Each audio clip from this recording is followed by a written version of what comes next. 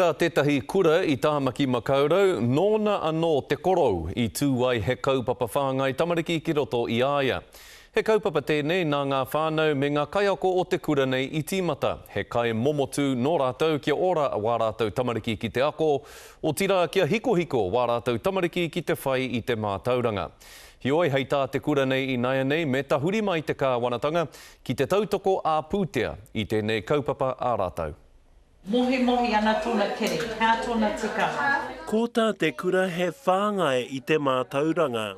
Engari te kura kaupapa Māori o Pūau te moana nui ākiwa i rua pōtaka, kai te whangaia no ngā tamariki ki te kai. Me he mea kua mākona te puku, me he mea kua puta hapito, tēnā ka kaha ngā tauira nei o te whareikura ki te kato mātauranga, whai mātauranga anō hoki.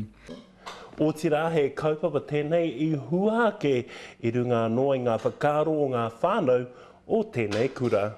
He hua kua puta mai, ara kua Māori tau, kua tau pai nei te tauira, ngā tauira i roto i te akomanga. Kātai anō te kaupapa ka timata, hioi kei te kitea ngā hua, nā he kai hauora tō tika hoki kei te whakaritea. Kei te tākoha hirini mai ngā whānau, ko te kāhui pauako hoki, kei te tākoha pūtia, me te kura. Let us first, Ko te kura ke te whāngai hia, te kai nei.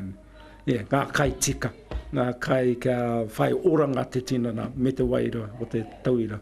Mēnā rā te kāwanatanga e tae ana te āwhina i te kura i roto i tana tahua pūtea a pōpō ko te pai ngāti tērā.